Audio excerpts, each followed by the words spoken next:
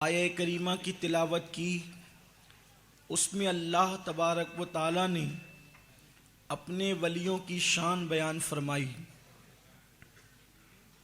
ہم جس پرفتن دور سے گزر رہے ہیں، اس دور میں افراط اور تفریط کا ماحول ہے۔ ایک طبقہ وہ ہے جو بالکل اولیاء اللہ کو ماننے کے لیے تیار نہیں، اور دوسرا طبقہ وہ ہے کہ ہر کسی ایرے غیرے کو ولایت کی سند دینے کے لیے مکمل بے باکی کا اظہار کر رہا ہے۔ لیکن اہل سنت و جماعت یہ مسلک اعتدال ہے، نہ یہاں افراط ہے نہ تفریط۔ ہم لوگ ولیوں کو مانتے ہیں اور اس شان سے مانتے ہیں جو قرآن و سنت میں نشاندہی کی گئی ہے، اس کے مطابق مانتے ہیں۔ اللہ نے ولی کی شان ایک مقام پر نہیں بیان کی، بلکہ قرآن میں کئی مقامات پر بیان فرمائی، اور ان کے بارے میں اللہ نے فرمایا کہ نہ ان کو کوئی خوف ہے نہ ان کو کوئی غم ہے۔ یہ آپ نے بار بار ہمارے علماء، مشائخ، سادات، خطبہ اور دانشوروں سے سماعت فرمایا۔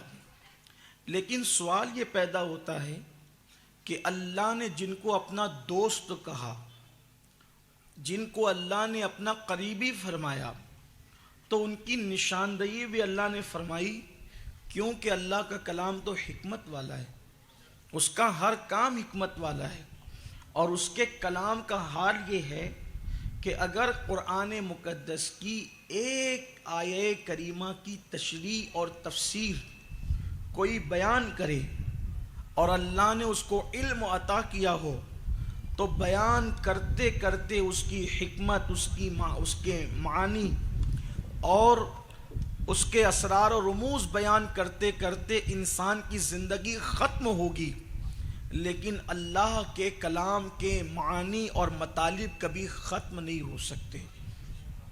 ہمارے بزرگوں نے فرمایا، جس کو امام عبد الوہاب شعرانی نے لکھا کہ نزول قرآن بند ہو گیا مصطفیٰ جان رحمت کی ذات پر۔ نزول قرآن مکمل ہو گیا مصطفیٰ جان رحمت کی ذات پر، لیکن معنی نزول قرآن آج بھی ایمان والوں کے دلوں پر مسلسل ہے۔ قرآن کا معنی آج بھی نازل ہو رہا ہے۔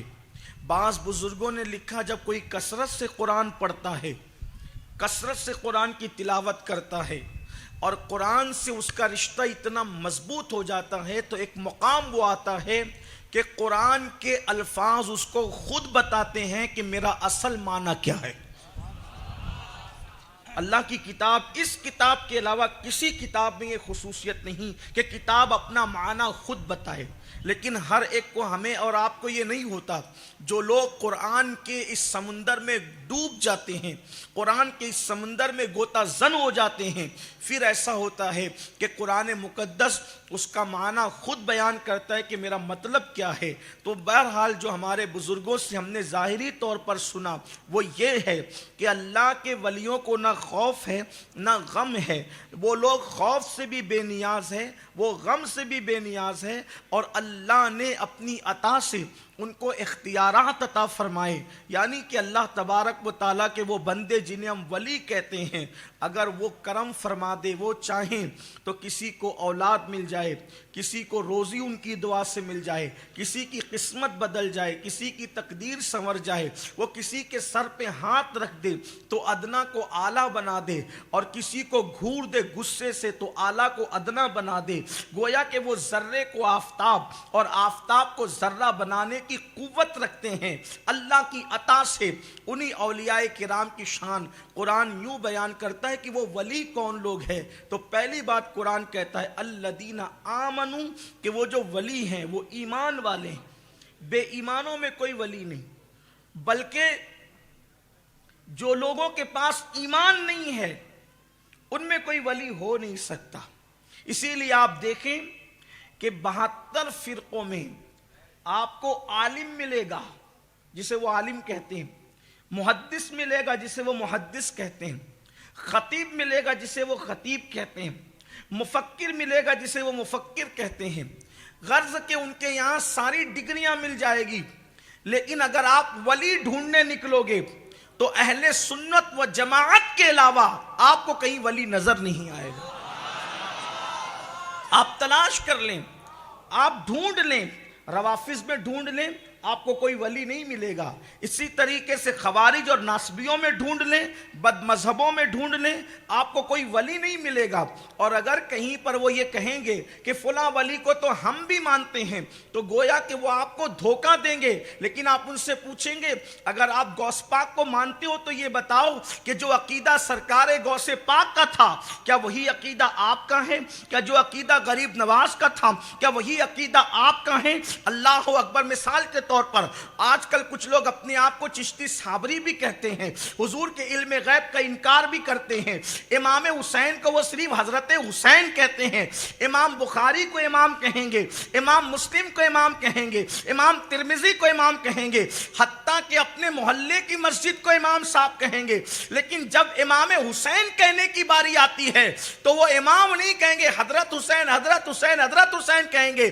تو اب اگر آپ اپنے آپ کو چشتی کہتے ہو تو کیا غریب نواز کے عقیدے کے مطابق تمہارا عقیدہ ہے؟ سچے چشتی تو ہم ہیں، کیونکہ جب اجمیر مقدس سے آواز آئی کہ حسین کون ہے تو کہتے ہیں شاہ است تو حسین، بادشاہ است تو حسین، دین است تو حسین، دی پناہ است تو حسین، سرداد نداد دست در دست یزید، حقا کی بنائے لا الہ است تو حسین۔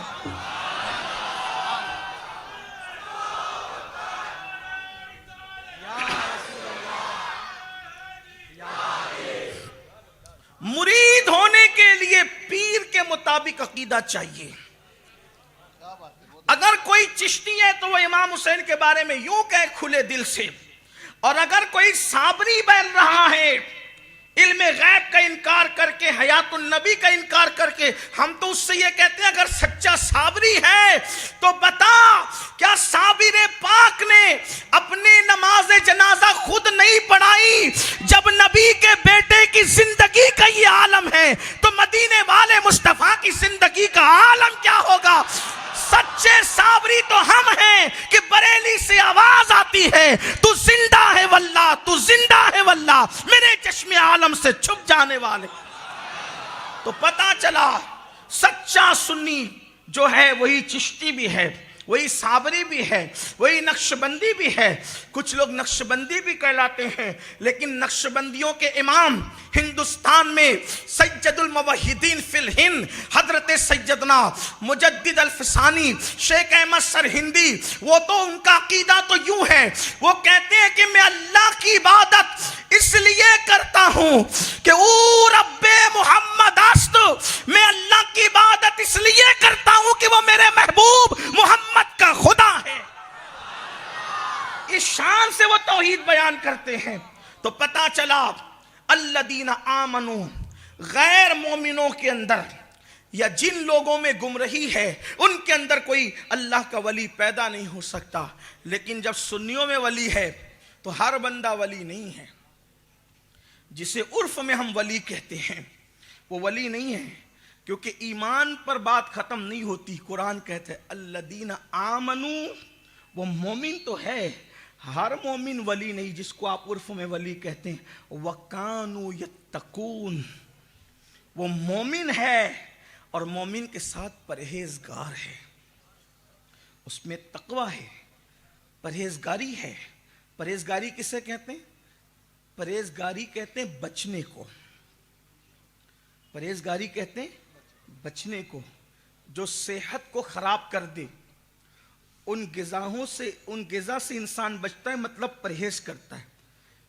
اور انسان صحت کا کتنا لالچی ہے، شوگر ہو گئی، بلڈ پریشر ہو گیا، کوئی اور مرض ہو گیا، نمک پسند تھا بلڈ پریشر کی وجہ سے چھوڑ دیا، مرچ پسند تھی السر کی وجہ سے چھوڑ دیا، مٹھائی پسند تھی شوگر کی وجہ سے چھوڑ دیا، ہے نا؟ پرہیز کیوں کر رہا ہے؟ صحت بچانے کے لیے۔ تو جیسے لوگ صحت بچانے کے لیے مضر غذاؤں سے پرہیز کرتے ہیں، ویسے وہ متقی لوگ ایمان بچانے کے لیے گناہ سے پرہیز کرتے ہیں اور بہت پرہیز کرتے ہیں۔ گناہ سے کتنا بچتے ہیں؟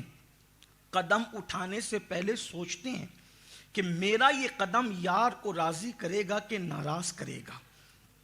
وہ ہماری طرح رات بھر سوتے نہیں ہیں۔ قوت القلوب میں شیخ ابو طالب مکی رحمۃ اللہ علیہ نے ایک حدیث لکھی ہے، ہو سکتا ہے اللہ کرے یہ بات سن کر کسی کے دل میں تبدیلی آئے۔ ابھی میں ولی کی بات نہیں کر رہا ہوں، ولی ولایت کا مرتبہ تو اس سے بڑا ہے، لیکن شیخ فرماتے ہیں، شیخ ابو طالب مکی قوت القلوب میں، کہ اللہ کے رسول نے فرمایا، توجہ کریں کیا فرمایا، آقا فرماتے ہیں جو مجھ سے عشق کا دعویٰ کرے۔ بات آگے بڑھانے سے پہلے صرف میں سمجھ لوں اتنا کہ اس مجمع میں کون کون ہے جو عاشق رسول ہے۔ الحمدللہ الحمدللہ، اللہ کرے ہم عاشق ہوں۔ لیکن اب جس سے عشق کا ہم دعویٰ کرتے ہیں وہ رسول سے پوچھیں۔ شیخ ابو طالب مکی، یہ شیخ ابو طالب مکی کون ہے؟ آپ پہلے ان کو سمجھ لیں۔ شیخ ابو طالب مکی وہ ہیں کہ داتا صاحب جیسے لوگ جن کی تعریف کرتے ہیں، اور داتا صاحب وہ ہیں غوث پاک جیسے لوگ جن کی تعریف کرتے ہیں۔ یعنی کوئی چھوٹی موٹی ہستی کی بات نہیں ہو رہی ہے۔ صوفیاء کرام کی صف اول کے صوفی، اور جن لوگوں نے شروعات کے دنوں میں کتاب لکھی ہے تصوف پر، وہ شیخ ابو طالب صاحب قوت القلوب فرماتے ہیں حدیث پاک لکھتے ہوئے کہ اللہ کے رسول نے فرمایا جو مجھ سے عشق کا دعویٰ کرے اور پوری رات سویا رہے۔ آقا فرماتے ہیں جو مجھ سے عشق کا دعویٰ کرے اور پوری رات سوتا رہے، آقا فرماتے ہیں کہ میں محمد اعلان کرتا ہوں کہ وہ جھوٹا ہے۔ یعنی جو عشق رسول کا دعویٰ کرے، غور کریں سب عاشق رسول۔ مجھے بہت اچھا لگتا ہے جب میری محفل میں، ہمارے سنیوں کی محفل میں نعرہ لگتا ہے غلامی رسول میں موت بھی قبول ہے۔ اللہ آپ کے جذبے کو سلامت رکھے۔ سلام کرتا ہوں لبیک یا رسول اللہ سے جب ہماری محفلیں گونجتی ہے تو میرا ایک ایک روحاں روحاں آپ کو دعا دیتا ہے۔ لیکن اے عشق مصطفیٰ کا دعویٰ کرنے والوں، اے محبت رسول کا دعویٰ کرنے والوں، جس سے عشق کا دعویٰ کر رہے ہو، وہ آقا نے معیار کیا رکھا ہے؟ فرماتے ہیں جو مجھ سے عشق کا دعویٰ کرے اور پوری رات سوتا رہے وہ جھوٹا ہے، جھوٹا۔ اب آپ مجھے بتائیں اس کا مطلب آقا کے فرمان کا مفہوم جو ہمارے سمجھ میں آتا ہے بزرگوں کے سمجھائے سے، یہ کہ جو عشق کا دعویٰ کرتا ہے یعنی جو عاشق ہوگا وہ کبھی پوری رات سوئے گا نہیں، بلکہ راتوں کو جگے گا، راتوں کو محبوب کا ذکر کرے گا، راتوں کو محبوب کی یاد میں روئے گا، راتوں کو محبوب کے لیے تڑپے گا، راتوں کو محبوب کے لیے آہو بکا کرے گا، راتوں کو محبوب کا تذکرہ کرے گا۔ وہ تڑپے گا اس لیے کہ تڑپنا وہی ہوتا ہے جہاں عشق ہوتا ہے، مچلنا وہی ہوتا ہے جہاں عشق ہوتا ہے۔ اللہ اکبر، آہو بکا وہی ہوتا ہے جہاں عشق ہوتا ہے۔ اب مجھے بتاؤ جو پوری رات سوئے، آقا فرماتے وہ جھوٹا ہے، وہ عاشق نہیں ہو سکتا۔ اب مجھے بتاؤ اور جو صبح بھی فجر میں سوتا رہے وہ کتنا بڑا جھوٹا ہوگا۔ یعنی عاشق تو فجر تو دور کی بات ہے، وہ راتوں کو بھی چین سے نہیں سو سکتا۔ اگر بات سمجھ میں نہیں آتی تو بڑی علماء سے معذرت چاہتے ہوئے، بزرگوں اور سادات سے معذرت چاہتے ہوئے ایک بیتوکی بات کرتا ہوں، لیکن سمجھانے کے لیے، اپنے شوق اور ذوق کو تسکین دینے کے لیے نہیں۔ ارے نادان، اپنے جیسے کسی سے پیار ہو جائے تو تجھے راتوں کو چین کی نیند نہیں آتی۔ تو موبائل لے کر کے رات بھر چیٹنگ کرتا ہے اور اس سے رابطے کی کوشش کرتا ہے۔ اپنے جیسے سے پیار ہو جائے تو تیرا چین گیا، تیری نیند گئی، تیری آنکھوں کی اکراہت گئی، اور اس سے تو رابطے کے لیے کوششیں اور کاوشیں کرتا ہے۔ کبھی اس کے لیے جگتا ہے، کبھی اس کے لیے روتا ہے، کبھی اس کے لیے آہیں بھرتا ہے۔ اپنے جیسے سے محبت ہوئی تو تو اتنی نیند قربان کرتا ہے، اور خدا کے محبوب محبوب سے محبت کا دعویٰ کر کے تو رات رات بھر سو رہا ہے تو آقا فرماتے وہ جھوٹا ہے، جھوٹا، اور پھر جو فجر میں بھی نہ آئے اس سے بڑا جھوٹا کون ہو سکتا ہے؟ اب آپ مجھے بتاؤ، یہ تو عام عاشقوں کی بات ہوئی، لیکن وہ عاشقان رسول، وہ عشاق رسول جن کو اولیاء اللہ کہا جاتا ہے، ان کا حال کیا ہے؟ اللہ اکبر، وہ گناہ سے بچتے بھی ہیں، رات رات بھر اللہ کی عبادت بھی کرتے ہیں، ان کا حال یہ ہے کہ اللہ اکبر شام ہوتی ہے تو جیسے پرندے شوق سے گھونسلے کی طرف بڑھتے ہیں، ویسے اللہ والے رات جب ہوتی ہے ان کو ایک عجیب قسم کی خوشی ہوتی ہے، وہ سوچتے ہیں کہ سب اپنے گھروں کو لوٹیں گے اور ہم اپنے محبوب کی طرف لوٹیں گے، سب اپنے اپنے محبوبوں سے ملیں گے اور ہم اپنے محبوب سے ملیں گے، کسی کا محبوب گھر میں ملے گا، کسی کا محبوب دریا کے کنارے ملے گا، کسی کا محبوب کہیں ملے گا، کسی کا محبوب کہیں ملے گا، اور ہمارا محبوب ہمیں مصلی پر ملے گا تاکہ ہم اللہ کی بارگاہ میں سجود نیاز لٹائیں گے۔ تو یاد رکھو اللہ کے ولی وہ ہیں جو ایمان والے بھی ہیں اور متقی اور پرہیزگار بھی ہیں۔ پھر قرآن ان کے لیے کیا کہتا ہے؟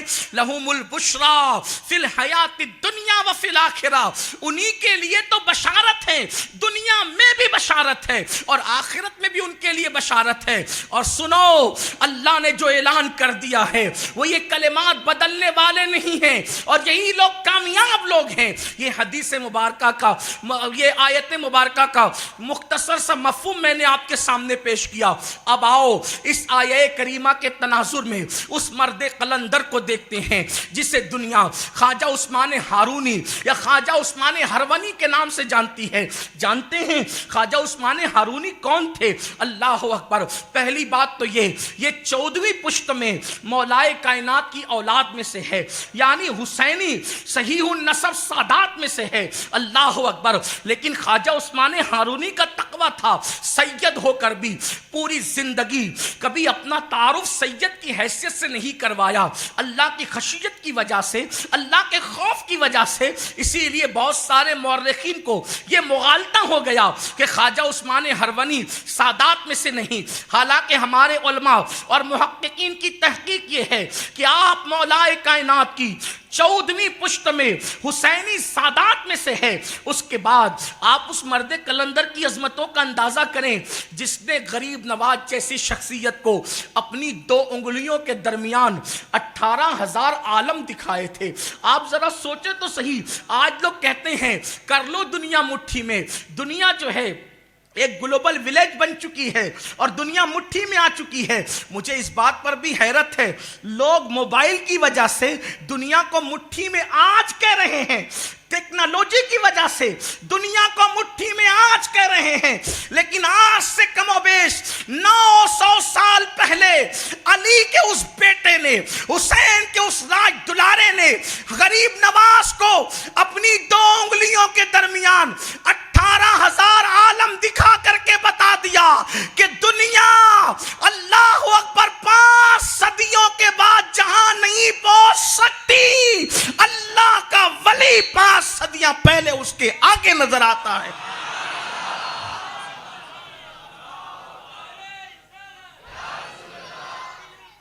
جو موبائل جب تک ایجاد نہیں ہوا تو ہو سکتا ہے لوگ اس کا انکار مذاق اڑاتے، یہ سنی تو کہانی کرتے، کس سے کرتے ہیں؟ 2 انگلیوں کے درمیان 18,000 مخلوق کیسے 18,000 عالم کیسے دکھائے جا سکتے؟ اور صرف 18,000 عالم نہیں دکھائے، 2 انگلیوں کے درمیان 18,000 عالم، لیکن کسی اور کو نہیں دکھایا، یہ بھی بات ہے۔ اس لیے کہ عثمان ہارونی دکھا تو سکتے تھے لیکن کوئی دیکھنے والا بھی تو چاہیے، کیونکہ عثمان ہارونی کے مریدوں کی کوئی کمی نہ تھی۔ اگر دیکھنے والا معین الدین ہو، اگر دیکھنے والی آنکھیں معین الدین کی ہو اور دکھانے والے عثمان ہارونی ہو، اور دونوں کو تو دیکھیں، عثمان ہارونی جیسا مرشد اور معین الدین جیسا مرید، دیکھنے والے غریب نواز، ہندوستان والوں ہم کہیں سے بھی مایوس نہیں، اس لیے کہ جو معین الدین دیکھنے کی یہ نگاہ رکھتا ہو کہ मुर्शिद की 2 उंगलियों के दरमियान 18,000 आलम देख लें, वो हिंदुस्तान के ख्वाजा आजम हैं, वो हिंदुस्तान में 90 लाख को कलमा पढ़ाने वाले हैं, वो हिंदुस्तान के सच्चे बादशाह हैं और हम उनकी रियाया हैं। इसलिए कि बादशाह कोई भी आया हमने उसका इनकार नहीं किया, लेकिन हमारा अकीदा तो यही रहा कि जमीन हिंदुस्तान का राजा हमारा ख्वाजा सदा रहेगा। अवाम ने जिनको बादशाह बनाया चंद सालों के लिए बनाया, लेकिन मदीने के ताजदार ने जिसको बादशाह बनाया क़यामत तक के लिए बनाया। 18,000 आलम दिखाए 2 उंगलियों के दरमियान। उसी पे बस नहीं किया, फिर फरमाया जाओ इतना ये पढ़ो, इतना ये पढ़ो, इतना ये पढ़ो। है उसमें मलफूजात में दुरूद का जिक्र है, कुल हु अल्लाह शरीफ का जिक्र है, सूरतुल फातिहा का जिक्र है। ये पढ़ो, कलमा शरीफ का जिक्र है, ये पढ़ो, ये पढ़ो। फिर आए तो फरमाया नीचे देखो। तो नीचे देखा तो कहां तक देख रहे हो? तो कहते हैं मैं तहतुस सरा तक देख रहा। ऊपर देखो, का मैं ऊपर अर्श आजम तक देख रहा हूं। फरमाया तेरा काम हो गया। इतने मुख्तसर से वक्त में किसी ने कभी किसी का काम किया हो तो बताओ। गरीब नवाज के मुर्शिद ने इतने मुख्तसर वक्त में। अब आप अंदाजा करें उस्माने सरकार उस्माने हारूनी, गरीब नवाज फरमाते हैं नफिल इबादतों से जो मर्तबा मुझे न मिला, वो अपने पीर उस्माने हारूनी का बिस्तर लेकर जो मैं उनकी खिदमत करता रहा, अल्लाह ने उस खिदमत की वजह से मुझे मर्तबे अता फरमाए। इसलिए कि जिसको जो भी मिला खिदमत से मिला। माँ की खिदमत ने उवैस करनी बनाया, माँ की खिदमत ने किसी को मखदूम माहिमी बनाया, माँ की खिदमत ने किसी को बायजीद बुस्तामी बनाया। और जिनको माँ बाप की खिदमत का मौका न मिला, बचपने में विसाल कर गए माँ बाप, तो फिर उन्होंने पीरों की खिदमत की, तो कोई उस्माने हारूनी बना, कोई अलाउलक पंडवी बना। ये मखदूम अशरफ जहांगीर समनानी हमारे मखदूम साहब के जो पीरो मुर्शिद अलाउलक पंडवी है, फरमाते हैं कि मेरे मुर्शिद को, अलाउलक पंडवी कहते हैं, मेरे मुर्शिद को गरम खाना पसंद था। तो चूंकि उस वक्त तो आसानी के साथ गरम खाना नहीं मिल सकता था जंगलों बेआबान में, तो कहते हैं कि मैं जलती हुई आग की सेगड़ी लेकर अपने सर पे घूमता था कि मुर्शिद पता नहीं कब गरम खाना तलब कर लें और उनको पेश करना पड़े, तो मेरे सर के बाल जल गए। फिर अल्लाह ताला ने ये मर्तबे अता फरमाए। आजकल तो सारी रसूमात है, न पीर मिलते हैं इल्ला माशाअल्लाह ऐसे, हालांकि अभी भी हैं, इनकार नहीं, लेकिन मुरीदों का हाल तो बड़ा बुरा है। जिस अच्छे मुकर्रिर की तकरीर सुन ली, पीर बदल दिया, फिर उससे अच्छा कोई आया फिर बदल दिया, फिर उससे अच्छा कोई आया फिर बदल दिया। इस तरीके से धोबी का कुत्ता बनकर रहा। जैसे बोरिंग समझते हैं, बोरिंग पानी का जो वो होता है बोर, तो यहाँ खोदा, फिर चंद मिनट के बाद वहाँ खोदा, फिर चंद मिनट के बाद वहाँ खोदा, खोदता रहा, कभी पानी नहीं निकला, मिट्टी मिट्टी में पूरी जिंदगी तबाह हो गई। लेकिन एक जगह पकड़कर खोदता रहा, कभी तो पानी निकल आएगा। बस पीरी मुरीदी इसी का नाम है। पीर का दामन एक बार पकड़ा तो फिर ऐसा पकड़ा यक गीर मोहकम बगीर। फिर क्या हुआ, एक न एक दिन दरवाजा खुलेगा, दस्तक देते रहो, देते रहो, देते रहो, देते रहो। अगर पीर सच्चा सुन्नी शरीयत का पाबंद है तो आपको खुसरो बनने की जरूरत है, आपका पीर महबूब इलाही है। लेकिन हालात बदल गए, हालात में तब्दीली आई। अब लोग रसूलुल्लाह को उतनी अकीदत से नहीं मानते। मुफ्तियान किराम मौजूद हैं, मैं इनकी बारगाह में सबक सुनाने के तौर पे अर्ज कर रहा हूं। लोग रसूलुल्लाह को उतनी अकीदत से नहीं मानते आज जितना पहले लोग अपने पीर को मानते थे।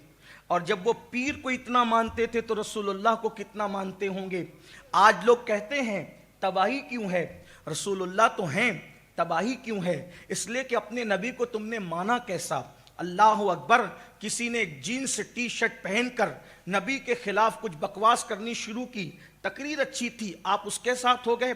کسی نے سر پہ اچھی پگڑی باندھ کر حضور کے خلاف بولنا شروع کیا، آپ اس کے ساتھ ہو گئے. لیکن حضور کو ماننے والے کیسے مانتے تھے اس کا اندازہ اگر کرنا ہے تو میں، حالانکہ میرا عنوان کچھ اور ہے، میں جلدی اس کی طرف آنا چاہتا ہوں، لیکن دھیان سے سننا. کیسے مانا پیر کو تھوڑا سا بتانا چاہتا ہوں. وہ لوگ جو اہل عقل ہیں اپنے کانوں پہ ہاتھ رکھ لیں، اس لیے کہ عشق کی بات ہونے لگی ہے. خواجہ عثمان ہرونی کی محفل ہے، اہل عشق کی محفل ہے، بات عشق کی ہے. حالانکہ دلائل بھی ہمارے پاس موجود ہیں، لیکن کتابوں میں لکھا بھی ہے. لیکن لوگ اگر خواجہ عثمان ہرونی کا تذکرہ، بابا فرید کا تذکرہ ہم سے کہے بخاری میں دکھاؤ، تو ہم کہیں گے میرے عزیز بخاری پہلے لکھی گئی ہے، یہ لوگ بعد میں تشریف لائے ہیں. اب اگر آپ کہتے ہیں کہ یہ بھی بخاری میں دکھائیں تو پھر ایسا لگتا ہے کہ کہیں آپ کے دل کو تو بخار نہیں آیا ہے. اس لیے یاد رکھنا. اور پھر یہ بھی آپ سے کہنا چاہتا ہوں، ہم بخاری کا کلمہ نہیں پڑھتے، امام بخاری کا کلمہ نہیں پڑھتے، ہم تو محمد الرسول اللہ کا کلمہ پڑھتے. ہم کتاب کی بنیاد پہ نبی کو نہیں مانتے، ہم نبی کی بنیاد پر کتابوں کو مانا کرتے ہیں. اگر ہمارے نبی کا فرمان کسی دیوار پر لکھا ہو تو وہ دیوار بھی ہمارے لیے لائق احترام ہو جاتی ہے، کیونکہ ہمارا مسلک ہے، ہم عشق کے بندے ہیں.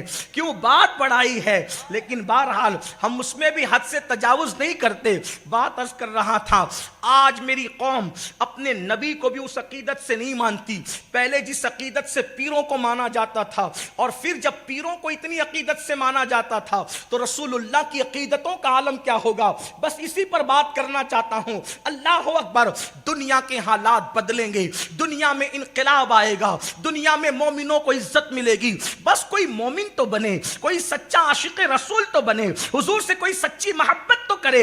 اللہ اکبر. تقریروں کی بنیاد پر عقیدے بدل رہے ہیں. کسی نے تقریر کی عقیدہ بدل گیا، کسی نے حادثات میں مدد کی عقیدہ بدل گیا، متاثر ہو گئے عقیدہ بدل گیا، کسی سے رشتہ داری ہوئی عقیدہ بدل گیا، کسی سے دوستی داری ہوئی عقیدہ بدل گیا.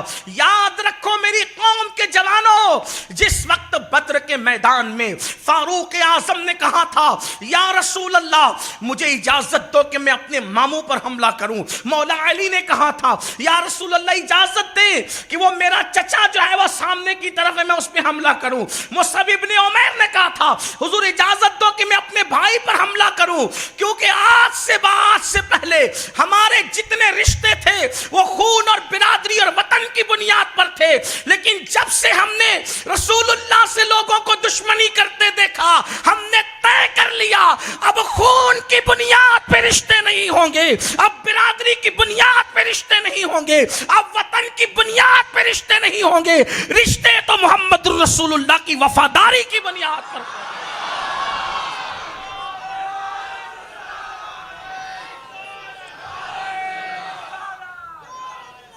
قرآن مقدس یوں فرماتا ہے لا تجد قوما یؤمنون باللہ والیوم الآخر یعادون من حاد اللہ ورسولہ ولو كانوا آباءهم او ابناءهم او اخوانهم او عشیرتهم اولئک كتب في قلوبهم الایمان وأیدهم بروح منه ويدخلهم جنات تجری من تحتها الانہار خالدین فیها رضی اللہ عنہم ورضوا عنہ اولئک حزب اللہ الا ان حزب اللہ هم المفلحون. اللہ فرماتا ہے کہ تم ہرگز ان لوگوں کو نہ پاؤ گے جو اللہ رسول پر ایمان لاتے ہیں. یعنی جو اللہ رسول پہ ایمان لائے گا اگر وہ دیکھے گا کہ میرا باپ نبی کا غدار، تو قرآن کہتا ہے وہ اپنے باپ کو بھی چھوڑے گا. وَلَوْ كَانُوا آبَاءَهُمْ، وہ باپ نہیں دیکھے گا. ہندوستان میں ہم تقریر کر رہے ہیں، پوری دنیا تک پہنچے گی. لوگ کہتے ہیں یہ کون سا مذہب ہے؟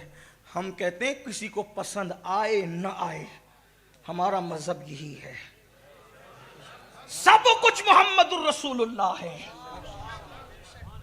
اللہ کے بعد ہم نے جس کو سب کچھ مانا ہے وہ محمد الرسول اللہ ہے. اقبال کہتے بمصطفیٰ برسا خیشنا کے دی ہم اوست اگر بہو نہ رسیدی تمام بولہ بیست. پورا کے پورا دین محمد الرسول اللہ کا نام ہے. جو ان کے قریب آیا وہ مومن ہو گیا، جو ان سے دور گیا ابو لہب میں اور اس میں کوئی فرق نہ رہا. اور میرے امام کہتے اللہ کی سرتاب قدم شان ہے یہ انسان ہی انسان، وہ انسان ہے یہ۔ قرآن تو ایمان بتاتا ہے انہیں، ایمان یہ کہتا ہے میری جان ہے یہ۔ انہیں مانا، انہیں جانا، نہ رکھا غیر سے کام، للہ الحمد میں دنیا سے مسلمان گیا۔ قرآن کہتا ہے وَلَوْ كَانُوا آبَاءَهُمْ، اگر ان کا باپ اللہ رسول کو اذیت دینے والا ہے، انکار کرنے والا ہے، اللہ رسول کا دشمن ہے، وہ اپنے باپ کو چھوڑیں گے، او ابناہم اپنے بیٹوں کو چھوڑیں گے، او اخوانہم اپنے بھائیوں کو چھوڑیں گے، او عشیرتہم وہ اپنے رشتہ داروں کو چھوڑ دیں گے، اگر رشتہ دار حضور کے دشمن ہوئے تو۔ یہ اس کا مفہوم ہے۔ یا اللہ جب سب کو چھوڑیں گے تو بچتا کیا ہے؟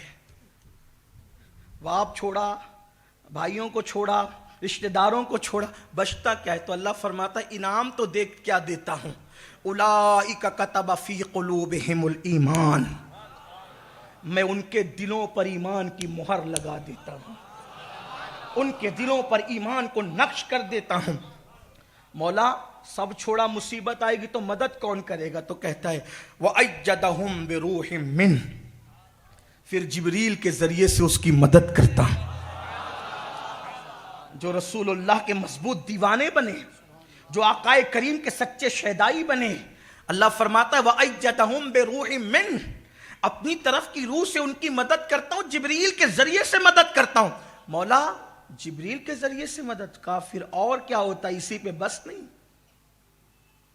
وَيُدْخِلُهُمْ جَنَّاتٍ تَجْرِي مِن تَحْتِهَا الْأَنْهَارُ خَالِدِينَ فِيهَا، پھر اس جنت میں ان کو داخل کریں گے جس کے نیچے نہریں جاری ہوگی، اور اس جنت میں وہ ہمیشہ ہمیشہ رہیں گے۔ اور یہ سب سے بڑا انعام اب جس کا ذکر ہو رہا ہے، اس سے بڑا انعام کوئی نہیں۔ فرماتا ہے رضی اللہ عنہم ورضوا عنہ، اور پھر وہ اللہ سے راضی ہیں، بلکہ پہلے فرمایا رضی اللہ عنہ ورضوا عنہ، اللہ ان سے راضی ہے، وہ اللہ سے راضی ہے۔ اور پھر کیا کہا؟ اولئک حزب اللہ، اور وہ لوگ اللہ کی جماعت ہے۔ الا ان حزب اللہ هم المفلحون، اور آگاہ ہو جاؤ اللہ ہی کی جماعت کامیاب ہے۔ بات کیا چل رہی تھی؟ لوگ حضور کو آج ایسا نہیں مانتے جیسے پہلے کے لوگ اپنے پیروں کو مانتے، اور پیر کو جب ایسا مانتے تھے تو حضور کو کیسا مانتے ہوں گے، اس کا اندازہ آج کی یہ عقل نہیں کر سکتی۔ تو میں جو عرض کر رہا تھا، ہمارے مرشدوں میں سے ایک مرشد ہے میر عبد الواحد بلگرامی رحمۃ اللہ علیہ، ان کے حوالے سے عرض کر رہا ہوں کہ پیر کو کیسا مانتے تھے، ذرا اس کو سن لیں۔ آج تو شرم آتی ہے نا، چار لوگ دیکھ رہے ہوں تو بزرگوں کے احترام میں شرم آتی، اس کا مطلب دل میں احترام نہیں ہے، رسم کے اعتبار سے احترام ہے۔ بابا فرید الدین گنج شکر رحمۃ اللہ علیہ کے ایک سچے اور صادق مرید ہیں، جسے دنیا محبوب الہی خواجہ نظام الدین اولیاء کے نام سے جانتی ہے، سلطان المشائخ حضرت خواجہ نظام الدین اولیاء محبوب الہی۔ آپ کبھی بھی کسی بادشاہ کے احترام کے لیے اٹھ کے کھڑے نہیں ہوئے، بلکہ کبھی بادشاہ سے ملے ہی نہیں، اور بادشاہ ملنے کے لیے آتا تو یا وہ بات کرتا تو آپ فرماتے دو دروازے اپنی خانقاہ میں اسی لیے بنا رکھیں کہ ایک سے تو آئے گا، دوسرے سے میں چلا جاؤں گا۔ ہمیں بادشاہوں سے کیا کام؟ ہمیں بادشاہوں سے کیا کام؟ کیوں؟ اس لیے کہ توحید یہ ہے کہ خدا حشر میں کہہ دے یہ بندہ دو عالم سے خفا میرے لیے ہے۔ محبوب الہی فرماتے ہیں خانقاہ کے دو دروازے اس لیے کہ ایک سے بادشاہ آئے گا، دوسرے سے ہم چلے جائیں گے۔ کیوں؟ کیونکہ ہمیں بادشاہوں کے احترام نہیں پتا۔ ہمیں کیا پتا؟ ہم کیوں بادشاہوں کا احترام کرنے لگے؟ اور ہم ان کے یہاں اس لیے نہیں جاتے کہ ان کے دربار کے آداب نہیں پتا، اس لیے جاتے نہیں۔ بہرحال کبھی کھڑے نہیں ہوئے کسی بادشاہ کے احترام میں، ملے تک نہیں، وہ ایک الگ عنوان ہے۔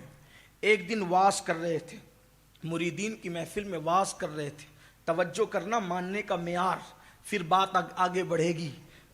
واز فرما رہے، واز کرتے کرتے اٹھ کر کھڑے ہو گئے، واز روک کر، بیان روک کر اٹھ کر کھڑے ہو گئے۔ کوئی مقرر اگر بات کرتے کرتے واز کرتے کرتے رک جائے تو محفل پہ کیا اثر پڑے گا؟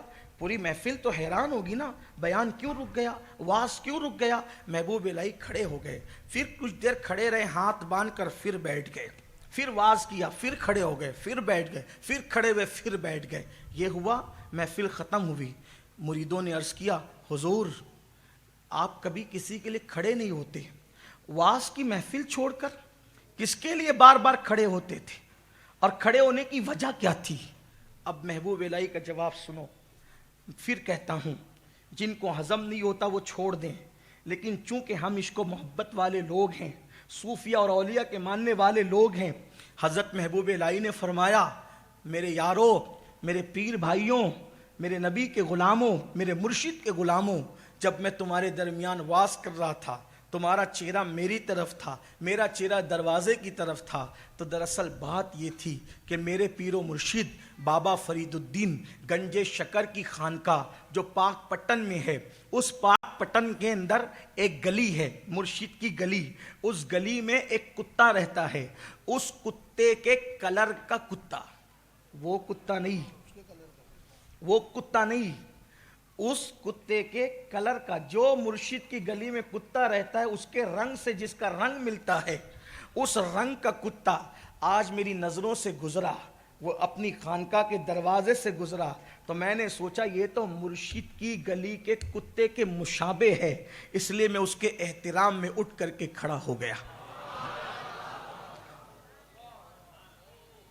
ہو سکتا ہے اس کو کوئی نہ مانے، بالکل نہ مانے، جس کو نہ ماننا ہو، لیکن میں پھر کہتا ہوں کہ یہ ہماری محبت کی بات ہے۔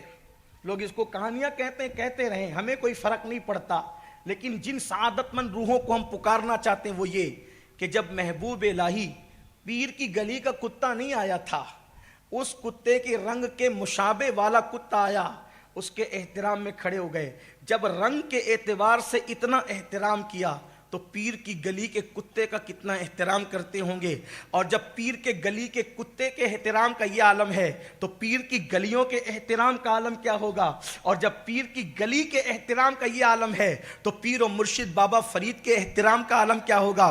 اور جو پیر کا اتنا احترام کرتا ہو پھر وہ رسول اللہ کا کس طرح احترام کرتا ہوگا، کس طرح تعظیم کرتا ہوگا۔ میرے آقا صلی اللہ علیہ وآلہ وسلم کے دیوانوں، آپ سمجھیں ہم حضور علیہ السلام کا کیا احترام کرتے ہیں، حضور کی کیا تعظیم کرتے ہیں۔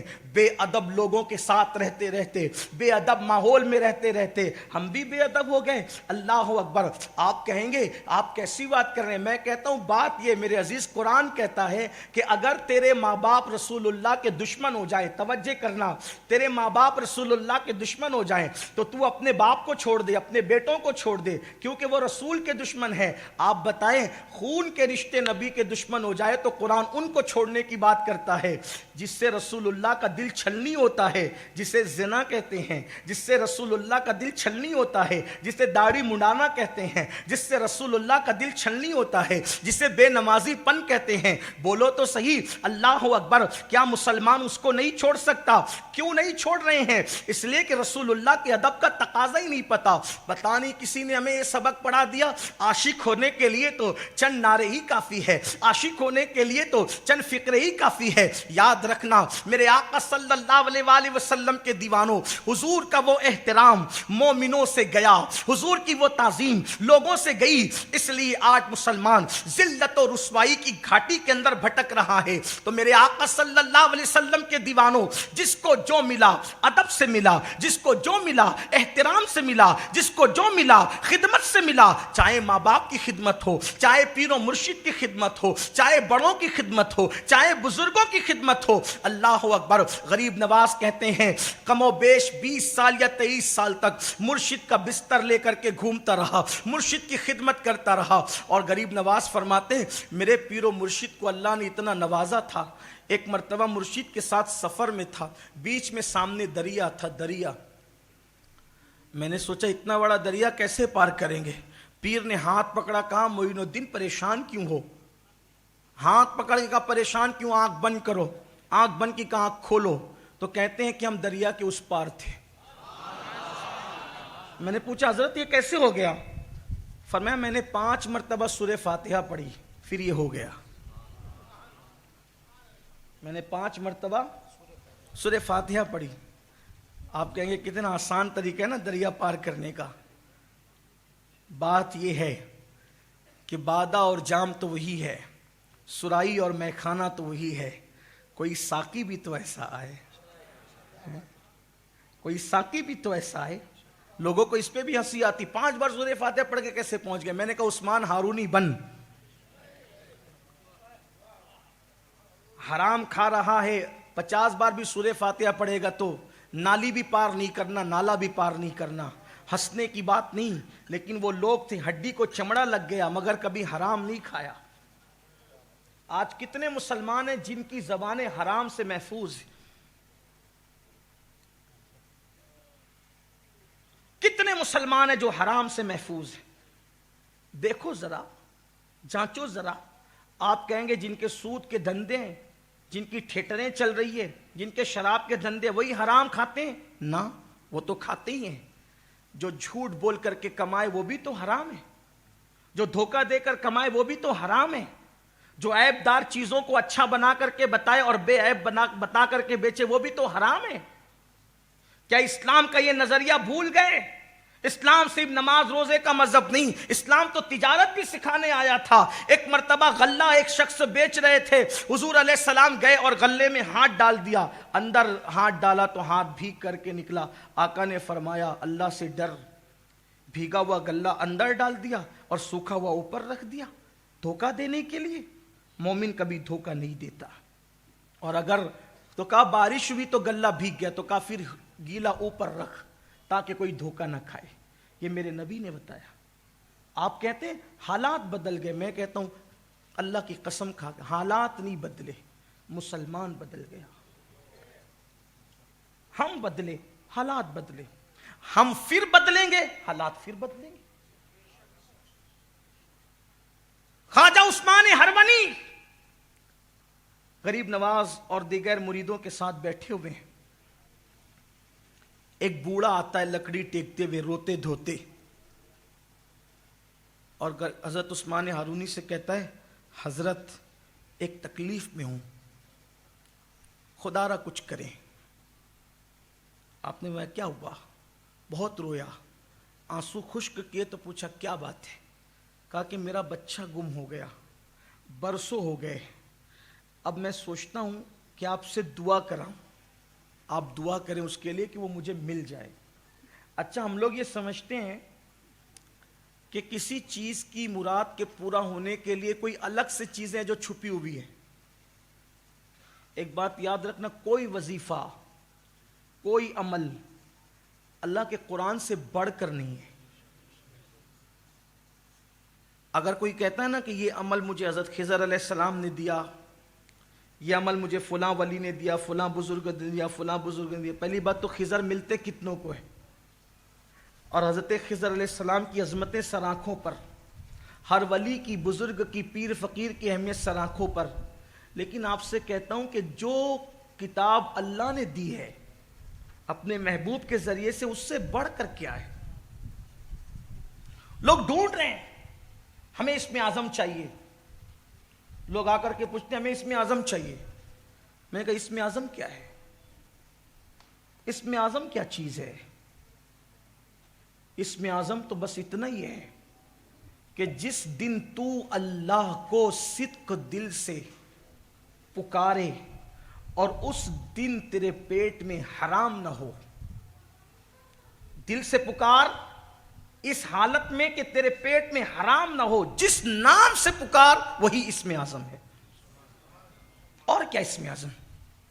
اور لوگ بیوقوف بنا رہے ہیں آپ کو, کہ اتنے ہزار دو, ہمارے پیر نے بتایا اس میں اعظم تو ہم بتائیں گے, پھر یہ کرو تو ہم بتائیں گے, وہ کرو تو. میں نے کہا کہ کیا چیز ہے؟ اگر آپ کو کوئی کہتا ہے نا کہ فلاں نام لو, اور اگر آپ غفلت میں لیتے ہیں تو وہ اس میں اعظم نہیں ہے. اس میں اعظم تو وہی ہے جو آپ دل کی گہرائیوں سے. اور ایک بات میں آپ سے کہتا ہوں, جب اللہ کے رسول نے فرمایا کہ جب کوئی بندہ ایک مرتبہ میرے اللہ کو پکارتا ہے اللہ, تو میرا اللہ 3 مرتبہ کہتا ہے لبیک یا عبدی، لبیک یا عبدی، میرے بندے میں حاضر ہوں، میرے بندے، میرے بندے میں حاضر ہوں، میرے بندے میں حاضر ہوں۔ باپ کہتا ہے میرا بیٹا تو پھولتا ہے، ماں کہتی میرا بیٹا تو پھولتا ہے، استاد کہتا ہے میرا شاگرد تو پھولتا ہے، پیر کہتا ہے میرا مرید تو پھولتا ہے۔ نادان جب تو ایک بار یا اللہ کہتا ہے تو 3 مرتبہ میرا اللہ کہتا ہے میرے بندے۔ کوئی پکارے نا اللہ کو، اللہ کو چھوڑ کے سب کو پکارے، اور کوئی مدد نہیں کر سکتا دنیا کا انسان۔ اللہ کو پکارو، صدق دل سے پکارو، پیٹ کو حرام سے پاک کر کے پکارو، پھر دیکھو اس کی مدد۔ عثمان ہارونی سرکار مریدوں کے ساتھ بیٹھے، وہ روتا ہے، حضور میرا بچہ گم ہو گیا، برسوں بیت گئے، ڈھونڈا نہیں ملا، کرم کر دیں، دعا کر دیں مل جائے۔ حضرت عثمان ہارونی نے کیا فرمایا؟ کچھ لوگوں کو یہ باتیں بری بھی لگتی ہوگی، میں کوئی اللہ والوں کے خلاف بولنے نہیں آیا، جو سچا اہل سنت کا مسلک ہے وہی پیش کرتا ہوں اور اپنی ذمہ داری پہ پیش کروں۔ میں اس لیے یہ بات کر رہا ہوں کہ آج کل لوگوں کو بیوقوف بنایا جا رہا ہے، قرآن چھوڑ کر کے سب پڑھایا جا رہا ہے، قرآن سے دور ہو گئے۔ حضور نے کیا پڑھا؟ جو رسول پوری کائنات کے مشکل کشا تھے، جب ان پر مشکل آئی تو انہوں نے کیا پڑھا؟ مولا علی جنہیں ہم مشکل کشا مانتے ہیں، جب ان پر مصیبت اور مشکل آئی تو انہوں نے کیا پڑھا؟ صدیق اکبر جن کے صدقے ہماری مشکلیں ٹلتی ہیں، جب ان پہ مشکلیں آئی تو انہوں نے کیا پڑھا؟ جب حضور مشکل میں آئے بظاہر وہ جنگوں کی مشکلات، تو حضور کی زبان پہ کیا تھا؟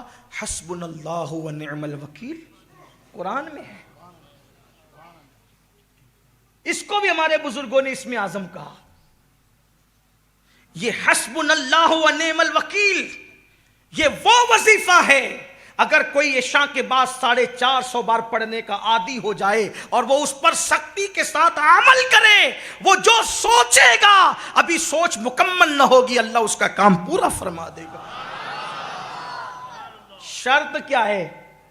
عالم ہونا، حافظ ہونا، قاری ہونا، مفتی ہونا، ڈاکٹر ہونا، ٹیچر ہونا، کوئی شرط نہیں۔ شرط بس اتنی ہے، ایک تو یقین کا ہونا اور دوسرا حرام سے پیٹ کا خالی ہونا۔ میں پھر کہتا ہوں آپ سے، سارے وظیفے پڑھ ڈالو، عورتیں ہی پڑھ رہی ہے بہت سے وظیفے، لوگ مانگتے ہیں یہ وظیفے اتنا پڑھتے ہیں حضرت اتنا اور دو، میں کہتا ہوں کم پڑھو، کم پڑھو لیکن پیٹ پر توجہ دو۔ شوہر آپ کا حرام لا کر کے کھلا رہا ہے، آپ 16 سیدوں کے روزے رکھے، 10 بیویوں کے روزے رکھے، اور بھی روزے رکھیں اور بھی رکھیں، دن بھر بھوکے رہیں، شام کو حرام سے افطار کریں، لوگوں کے خون سے افطار کریں۔ غوث پاک کہتے ہیں کہ جو حرام سے افطار کرتا ہے وہ لوگوں کے خون سے افطار کرتا ہے۔ لوگوں کو یہ باتیں اچھی نہیں لگتی۔ اپنا دین بالکل سچا سچا، سیدھا سیدھا، 2 اور 2 + 4 کی طرح بالکل سیدھی سیدھی بات ہے، اور بہت مشکل نہیں ہے ہمارا دین، یا دین پہ چلنا بھی مشکل نہیں ہے، بہت مرتبے پا سکتے ہو۔ یقین چاہیے، اللہ رسول کے فرامین پر عمل چاہیے، پھر دیکھو کیسے کرم کی برسات ہوتی ہے۔ تو خواجہ عثمان ہارونی کے پاس مرید کہتا ہے، وہ بوڑھا کہتا ہے مریدوں کے سامنے، حضور بچہ گم ہو گیا، کچھ کیجیے۔ آپ نے مریدوں سے فرمایا، پہلے آپ نے آنکھ بند کر کے مراقبہ کیا، پھر سر اٹھایا اور فرمایا ایک بار سورہ فاتحہ 3 بار قل ہو اللہ پڑھو، اس کے بچے کے لیے دعا کرو۔ ہر ولی کی زندگی میں آپ کو سورہ فاتحہ ملے گی۔ سورہ فاتحہ یہ وہ سورت ہے کہ اللہ کے رسول فرماتے، ایک دن جبریل امین آ کر کے کہتے ہیں یا رسول اللہ، نہ یہ سورت توریت میں تھی، نہ انجیل میں تھی، نہ زبور میں تھی، اگر یہ سورت توریت میں ہوتی تو موسیٰ علیہ السلام کا کوئی امتی یہودی نہ ہوتا، اگر یہ انجیل میں ہوتی تو عیسیٰ علیہ السلام کا کوئی امت جو ہے وہ اس طریقے سے گمراہی کا شکار نہ ہوتا جیسے وہ گمراہ ہوئے، یہ سورت زبور میں ہوتی تو زبور کے ماننے کا دعویٰ کرنے والوں کے لوگ سور اور بندر کی طرح نہ بنتے۔ یہ وہ سورت ہے جو اللہ نے صرف آپ کی امت کے لیے رکھا تھا، اس جیسی سورت اللہ نے کسی کو نہیں دی۔ حضرت مولائے کائنات فرماتے ہیں سورہ فاتحہ اور ماہ رمضان اللہ نے امت محمدیہ کو دے کر اتنا بڑا احسان کیا کہ مجھے یقین ہو گیا یہ امت کبھی ہلاک نہیں ہو سکتی، یعنی پوری امت پر اجتماعی طور پہ کبھی عذاب نہیں آ سکتا۔ یاد رکھے سورۃ الفاتحہ وہ ہے، سورہ فاتحہ جو پڑھے گا جس مراد سے پڑھے گا اللہ اس کی اس مراد کو پورا فرمائے گا، جس تمنا کو دل میں لے کر پڑھے گا اللہ اس کی اس تمنا کو پورا فرمائے گا۔ سورہ فاتحہ وہ ہے کہ اگر ڈاکٹر کہہ دے کہ اس کا علاج نہیں، اس کی بیماری کا علاج نہیں، 41 مرتبہ بسم اللہ کی میم کو الحمد کی لام سے ملا کر آخری میں 3 مرتبہ آمین کہنے کا اہتمام کر کے 41 مرتبہ پڑھتے رہو، مریض پہ دم کرتے رہو، انشاءاللہ اللہ اس کو شفا عطا فرمائے گا۔ لیکن پھر کہتا ہوں شرط یہی ہے پیٹ حرام سے خالی ہو اور یقین کی دولت حاصل ہو۔ آج کل تو لوگوں کے یہاں دعوت کھانے میں بھی ڈر لگتا ہے، ہم لوگوں کو پتہ بھی نہیں ہوتا، یہ ذمہ داری تو بلانے والوں پہ ہوتی ہے کہ وہ کھلا کہاں رہے۔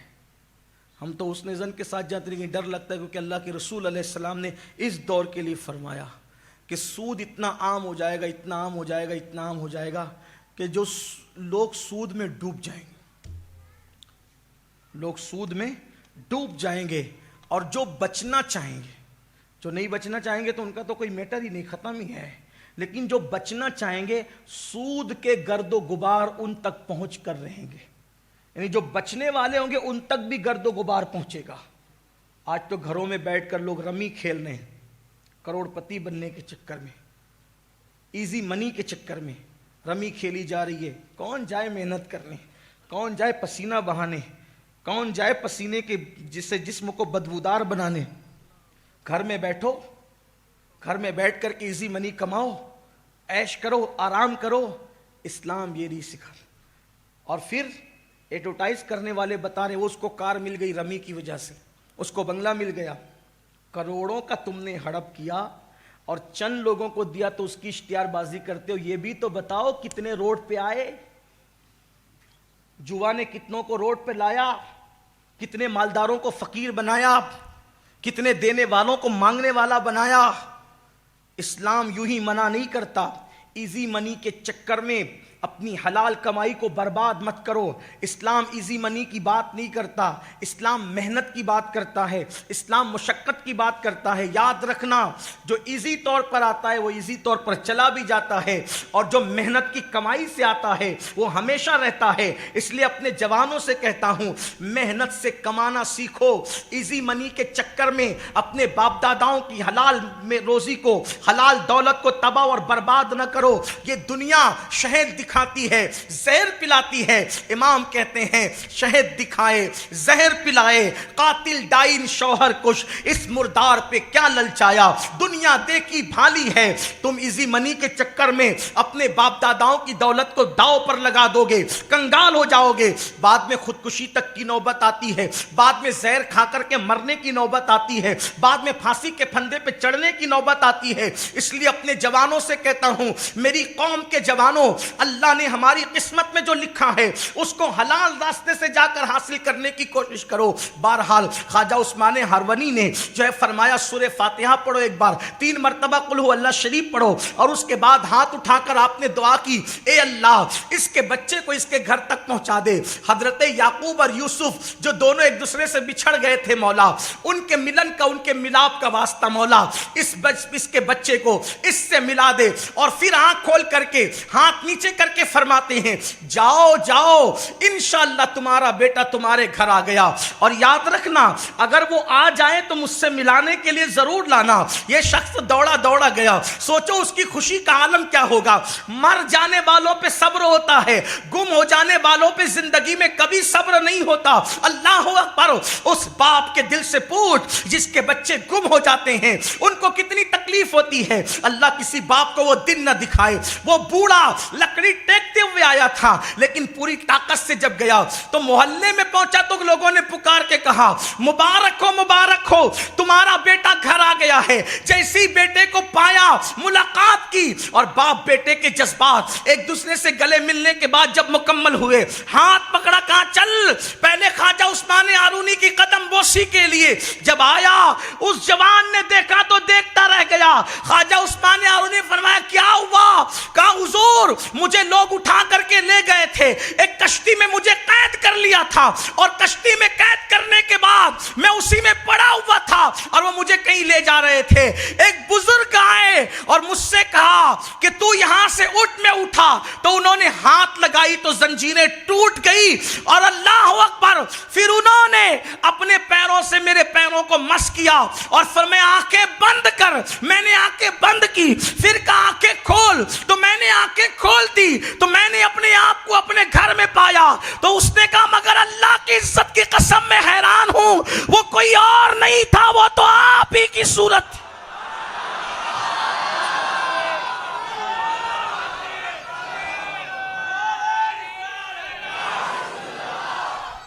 سرکار خواجہ عثمان ہروانی فرماتے چپ رہو چپ رہو چپ رہو، خاموش کیا۔ میرے اور آپ کی طرح ہوتا تو سینہ پھلا کر کے، جیسے کچھ بگڑے ہوئے لوگ کہتے ہیں کہ میری چھاتی بھی 56 کی ہے، تو وہ بھی 56 کی چھاتی بنا کر کے کہتا کہ دیکھا میری کیا کرامت ہے۔ لیکن ولی کرامت چھپایا نہیں کرتے، ولی کرامت کو چھپایا کرتے۔ ولیوں کی پہچان تو یہ بھی ہے نا کہ وہ چھپانے والے نہیں ہوتے، وہ تو کہتے ہیں کہ چھپاؤ، اس لیے کہ جس کو یار کا پتہ ملتا ہے پھر وہ مجمع میں نہیں آتا، وہ تو مجمع سے بھاگتا ہے۔ مجمع کا شوق اس کو ہوتا ہے جس کو یار نہیں ملتا۔ غریب نواز فرماتے ہیں یار کا پتہ ملتا ہے تو یار کا پتہ ملنے کی پہلی پہچان یہ ہے کہ وہ سب سے بھاگ کر تنہائی میں جاتا ہے، اس لیے کہ دو عالم سے کرتی ہے بیگانہ دل کو۔ عجب چیز ہے لذت آشنائی، شہادت مقصود مطلوب مومن، نہ مال غنیمت نہ کشور کشائی۔ تو اس بوڑھے باپ نے کہا اچھا آپ نے یہ کام کیا؟ آپ نے چپ رہے۔ تو پھر اس نے کہا کہ آج بھی ایسے اللہ والے موجود ہیں دنیا میں جو اتنے بڑے ہو کر اپنے آپ کو چھپاتے، انہی کو خواجہ عثمان ہارونی کہتے ہیں۔ اپنی گفتگو سمیٹتے ہوئے سرکار غریب نواز فرماتے ہیں میرے پیر و مرشد سرکار عثمان ہارونی ہمیشہ یاد الہی میں مصروف رہتے تھے۔ پھر وہ مریدوں کے پاس جب مرید جمع ہو جاتے آتے اور آ کر کے کچھ دیر نصیحت کرتے۔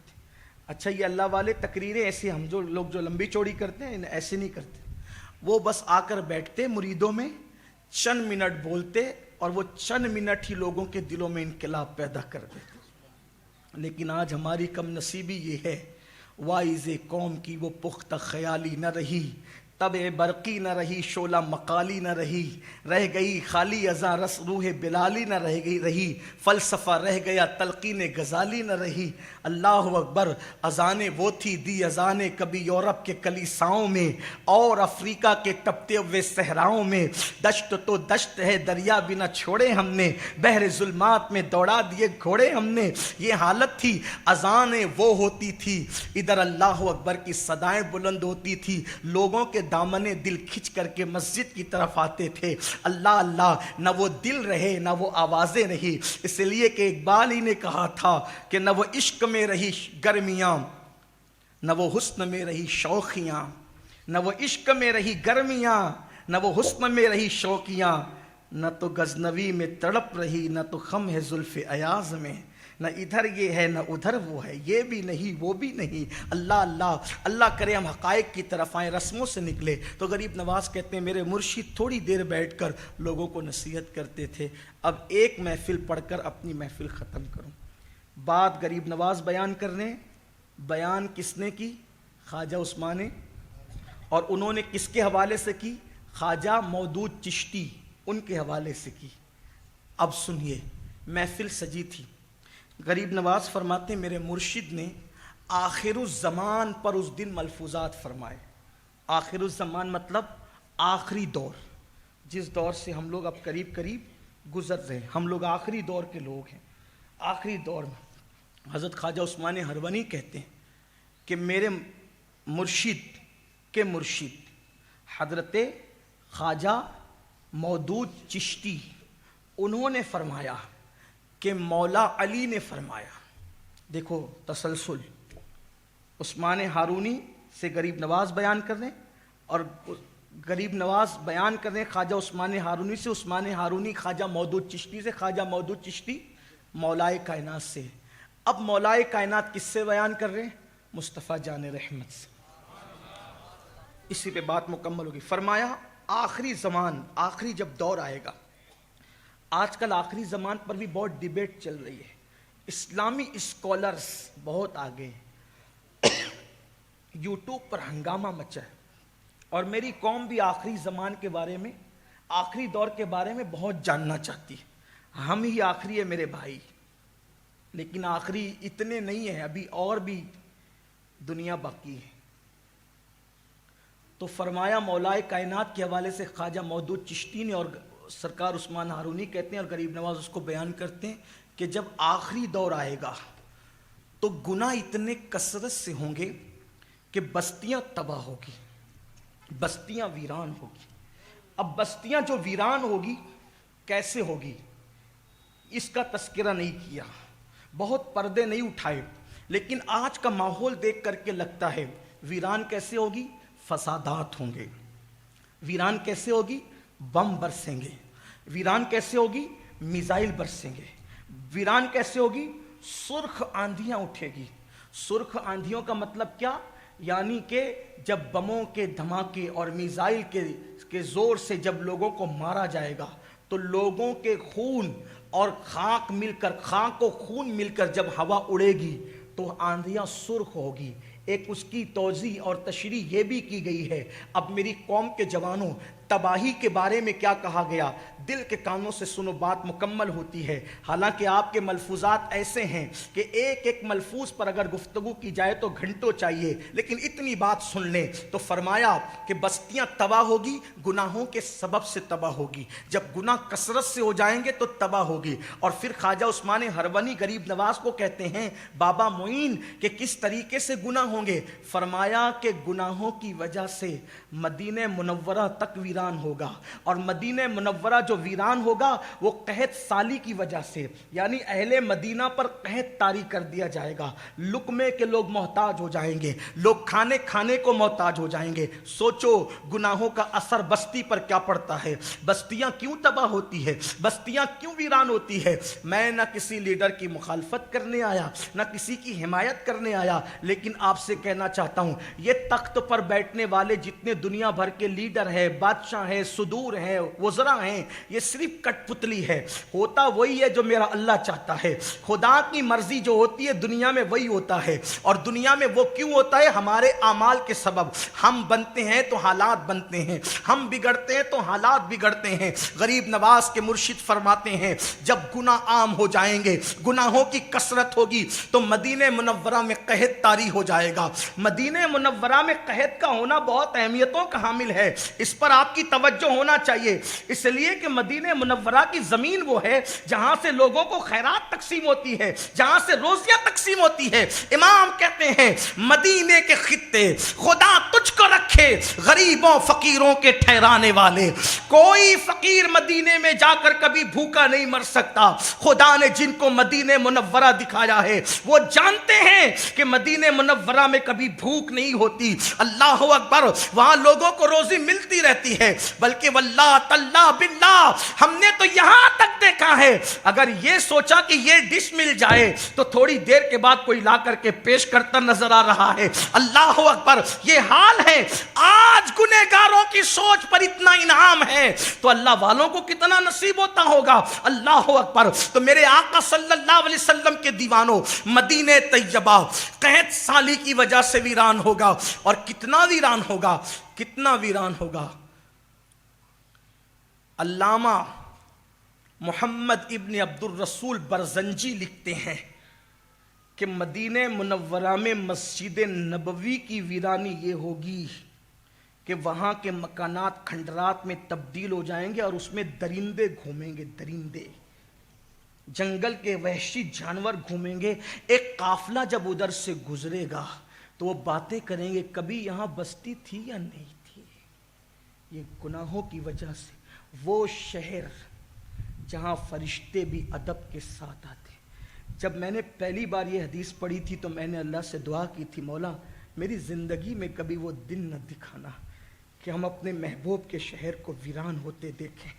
ارے جب لاک ڈاؤن کے اندر ہم نے مسجد نبوی کے دروازوں کو بند ہوتے دیکھا تو دل کہتا تھا کہ آج سے پہلے موت کیوں نہ گئی، ہم نے یہ بدترین دن کیسے دیکھ لیا کہ حضور کے حرم پاک میں لوگوں کا داخلہ ممنوع ہو گیا، ایسی بیماریاں آ گئی، اللہ وہ دن ہمیں کبھی نہ دکھائے۔ لیکن گناہ کی وجہ سے ایک دن تو وہ آئے گا، گناہوں کی کثرت کی وجہ سے ایک دن تو آئے گا۔ اب سوچو جب مدینہ منورہ کی یہ کیفیت ہوگی تو میرے اور آپ کے شہر کا کیا حال ہوگا۔ پھر حضرت غریب نواز کے مرشد کہتے ہیں روم ہلاک ہوگا، یمن ہلاک ہوگا، ہند اور سندھ ہلاک ہوں گے۔ اب ایک بات خاص خواجہ عثمانی ہروانی نے جو کہا، فرمایا سب سے زیادہ پوری دنیا میں کہیں تباہی ہوگی تو وہ ہندوستان میں ہوگی۔ یہ 900 سال پہلے کی بات ہے۔ خواجہ عثمانی ہارونی کہتے سب سے زیادہ تباہی ہندوستان میں ہوگی۔ کیوں ہوگی پتہ ہے؟ اس لیے کہ قوم لوط کا عمل اس ہندوستان میں ہو رہا ہوگا۔ وجہ بتائیں گے، وجہ بتائیں۔ وہاں کے لوگ لوط علیہ السلام کی قوم نے جو بدترین بدکاری کی تھی، بدفعلی کی تھی، وہ کام کریں گے تو پوری دنیا میں سب سے زیادہ تباہی ہند میں ہوگی۔ تمہید لکھی جا رہی ہے، تباہی کے تانے بانے بنے جا چکے ہیں، حالات تیزی کے ساتھ کروٹ لے رہے ہیں۔ کوئی کچھ نہیں، کوئی کچھ نہیں، ہم ذمہ دار ہم ہیں۔ سیاسی لیڈران جو تقریر کریں ان وہ اپنے ذمہ دار ہیں، لیکن ہم لوگ تو سب مذہب کے آئینے میں دیکھتے ہیں نا۔ اول چیز جلدی جلدی پڑھتا ہوں، جو ملفوظات ہے اس کا مفہوم آپ کے سامنے پیش کروں۔ قوم لوط کا عمل ہوگا، اور وہ کیا ہے؟ بچے ہیں، خواتین ہیں، بہت واضح نہیں کرتا لیکن اتنا ضرور کہتا ہوں، مرد مرد کے ساتھ بدی کریں گے، عورتیں عورتوں کے ساتھ بدی کرے گی، اور یہ فعل زنا سے بدتر ہے۔ اور میری اپنی معلومات کے مطابق چونکہ ہم ماحول میں رہتے ہیں، لوگوں کے درمیان رہتے ہیں، چونکہ ہمارا تعلق ایک دینی دعوت کی تنظیم سے ہے، ہم لوگ عوام کے درمیان رہنے کے عادی ہے، نوجوانوں کے مسائل سن کر ان کے مسائل کے حل کرنے کا ایک اپنا ذوق ہے۔ یاد رکھنا پھر بھی 80% نوجوان اس فعل بد میں مبتلا ہیں، حتیٰ کہ رمضان المبارک میں بھی یہ بدی ہو رہی ہے ہمارے ملک ہندوستان کے اندر، اور یہ زنا سے بھی بدتر ہے، اور بڑی معذرت کے ساتھ مسجدوں میں بھی ہو رہی ہے، علمی دانشگاہوں کے اندر بھی ہو رہی ہے، گھروں میں بھی ہو رہی ہے، دوستوں کے نام پہ بھی ہو رہی ہے۔ یہ بدی اتنی بدترین ہے، اگر کوئی اس فعل بد میں مبتلا ہے، اور اس کا سب سے بڑا ذمہ دار انٹرنیٹ کا جنگل ہے، جس میں گندی فلمیں دیکھتے ہیں، بری فلمیں دیکھتے ہیں، ننگی تصویریں دیکھتے ہیں، ننگے مناظر دیکھتے ہیں، تو اپنے آپ پہ کنٹرول نہیں کر پاتے، اور اس کے بعد جو ہے وہ ایک دوسرے کے ساتھ فعل بد میں مبتلا ہوتے ہیں۔ اللہ اکبر! حالات کیا ہیں؟ فرمایا گیا زانیوں کو جو سزا ملے گی قیامت میں، اس سے بڑی سزا یہ بد فعل بد کرنے والوں کو ملے گی۔ کیا سزا ملے گی؟ وہ دنیا میں کہیں بھی مریں گے، کہیں بھی مریں گے، کہیں بھی مریں گے، دنیا میں کہیں بھی مریں گے، فرشتے رات گزرنے سے پہلے ان کو ان کی قبر سے نکال کر وہاں لے جا کر کے پھینک دیں گے جہاں قوم لوط پر عذاب آیا تھا، جہاں قوم لوط پر پتھر برسے تھے، وہ اپنی قبروں میں بھی نہیں رہیں گے، اور قیامت کے دن جب وہ اٹھیں گے تو وہ سور کی شکل میں اٹھیں گے، خنزیر کی شکل میں اٹھیں گے۔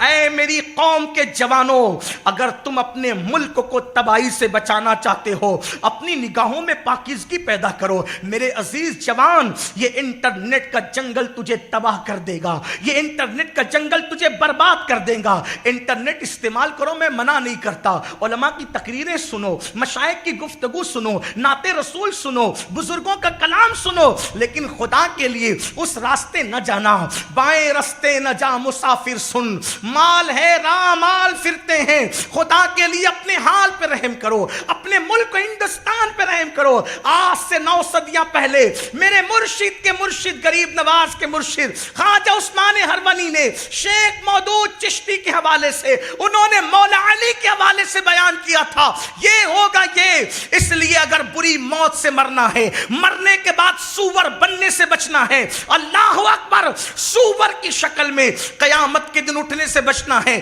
نگاہوں کو پاک کر لو۔ اور جانتے ہو کوئی مرد کسی مرد کو بدی کی نظر سے دیکھے، بدی کی، صرف بدی کی نظر۔ امام حسن بصری کے ایک مرید نے ایک خوبصورت لڑکے کو بدی کی نظر سے دیکھا، بدی کی نظر، کوئی تشریح نہیں کر سکتا، اس لیے کہ میرے بڑے بھائی اسٹیج پر موجود، علماء ہمارے مفتی صاحب سب لوگ موجود۔ حیا کا دامن بھی پکڑنا ہے اور قوم کا دکھڑا بھی پیش کرنا ہے۔ کچھ لوگ مجھ سے کہتے ہیں کہ آپ یہ بات بیان کرتے ہیں، میں نے کہا میں نہ کہوں تو پھر کون کرے؟ اگر لوگ مجھے 4 گالیاں دے لے پسند ہے، لیکن ہم تو بزرگوں کے فرمان پیش کر کے رہیں گے۔ اللہ کرے کوئی آگاہ ہو جائے۔ خواجہ حسن بصری کے مرید نے ایک لڑکے کو دیکھا پاپ کی نظر سے، اور پھر کہا حضور کتنا خوبصورت تھا وہ لڑکا۔ فرمایا تو نے لڑکے کو دیکھا پاپ کی نظر سے، ایک دن تو اس کی وجہ سے مصیبت میں مبتلا ہوگا، اور تقریباً 40 یا 50 سال کے بعد، یعنی زندگی کے آخری وقت میں، وہ حافظ قرآن تھا، پورا قرآن بھول گیا، اور جب قرآن بھول گیا وہ، تو خواجہ حسن بصری سے کہا حضور اب تو سورہ فاتحہ بھی زبان پہ نہیں آتی۔ خواجہ حسن بصری نے فرمایا تو نے ایک لڑکے کو کیا پاپ کی نظر سے نہ دیکھا تھا؟ یہ اسی کی نحوست ہے کہ تو قرآن بھول۔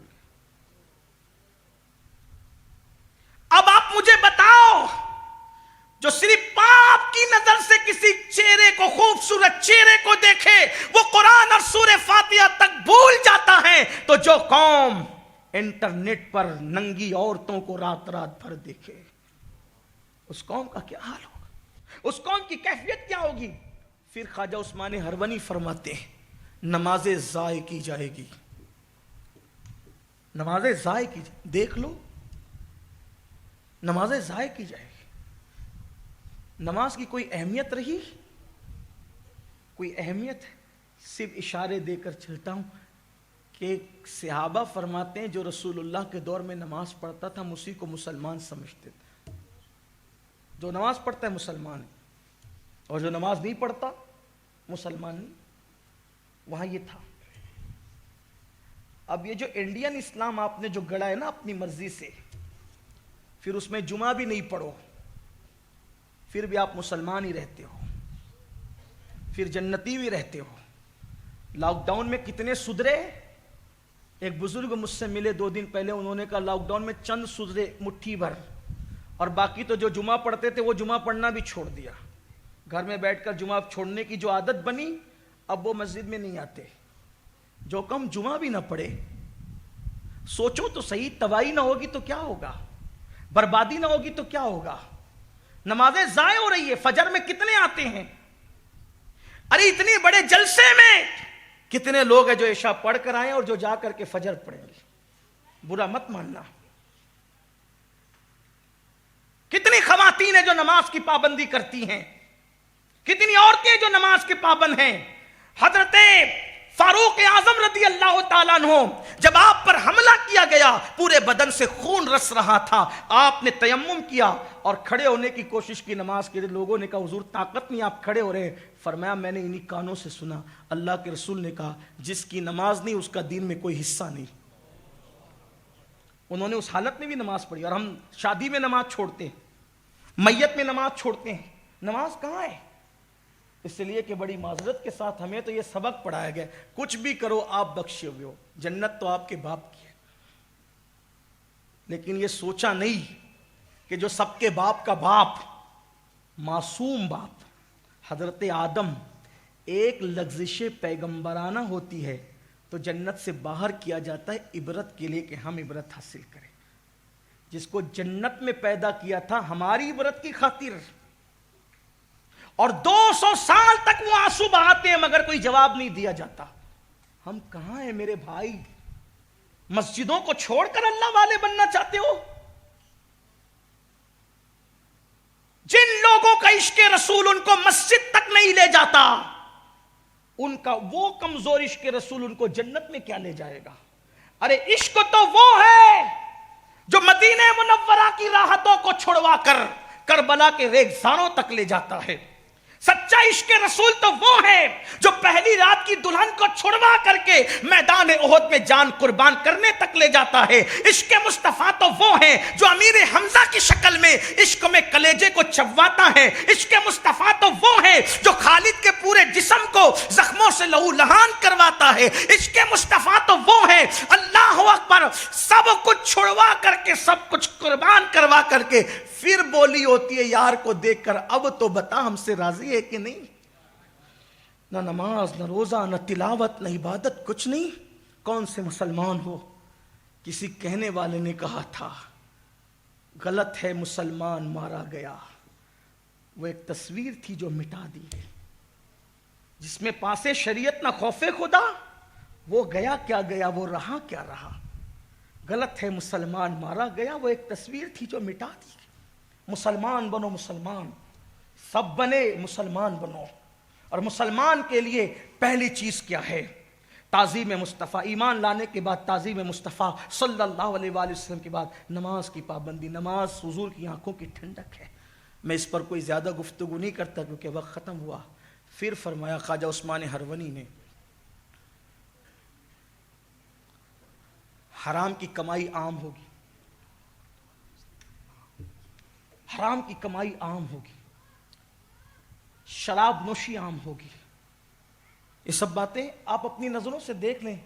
وہ جو حدیث پاک کی روشنی میں بیان کر رہے ہیں آپ دیکھتے چلے جائیں. حرام کی کمائی عام, شراب نوشی عام ہوگی. اور پھر فرمایا اگر مرد بگڑ جائیں.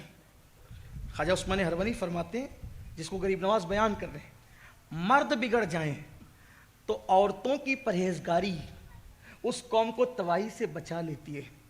لیکن مردوں کے بگڑنے کے بعد اگر عورتیں بھی بگڑ جائیں تو پھر دنیا کی کوئی طاقت اس قوم کو تباہی سے نہیں بچا سکتی. اس لیے کہ اکثر ایسا ہوتا رہا کہ مرد بگڑے تو عورتوں کے تقوی نے مردوں کی کے بگڑنے پہ پردہ ڈالا. جیسے مثال کے طور پر اخبار الاخیار میں شیخ محقق عبدالحق محدث دہلوی رحمۃ اللہ علیہ نے لکھا ہے جس کا مفہوم یہ ہے کہ شیخ نظام الدین ابو المعید, شیخ نظام الدین ابو المعید, یہ ابو المعید شیخ نظام الدین وہ ہیں جو دلی کے بہت بڑے بزرگ تھے. حضرت نظام الدین اولیاء نہیں, ابو المعید. تو ان کا حال یہ تھا کہ جب دلی میں بارش رک گئی, باران رحمت بند ہو گیا, لوگوں نے استسقا پڑھی, وظائف پڑھے, یہ کیے وہ کیے, دعائیں کی, بارش نہیں ہوئی. دلی میں دھوپ کڑاکے کی رہی. شیخ نظام الدین ابو المعید کے پاس لوگ آئے اور آنے کے بعد کا حضور لوگ دعائیں کر چکے, استسقا پڑھ چکے, وظائف پڑھ چکے, بارش نہیں ہوتی. آپ نے فرمایا رکو انشاءاللہ ابھی بارش ہوگی. ایک دھاگا لے کر آئے. دھاگا, توجہ کرنا, میری مائیں اور بہنیں یہاں ہیں تو ان سے بھی چاہتا ہوں توجہ کرنا. شیخ نظام الدین ابو المعید ایک دھاگا لے کر آئے. دھاگے کو لہرایا اور کہا اللہ یہ اس خاتون کے دوپٹے کا دھاگا ہے جس کے دوپٹے کو بھی کبھی نامحرم نے نہیں دیکھا. اسی کے صدقے باران رحمت کا نزول فرما. اور پھر جیسا ایسا برسا کہ پورا دلی جل تھل ہو گیا. تو لوگوں نے کہا یہ کون سا ڈورا ہے, ڈورے کی وجہ سے بارش ہو رہی ہے, یہ ڈورا کون سا ہے؟ کہا لوگوں یہ وہ ڈورا ہے جس کے دوپٹے کو کبھی نامحرم نے نہیں دیکھا. کہا وہ کون خاتون ہے؟ کہا اسی خاتون کو میری امی کہتے ہیں, یہ میری امی کے دوپٹے کا ڈورا ہے.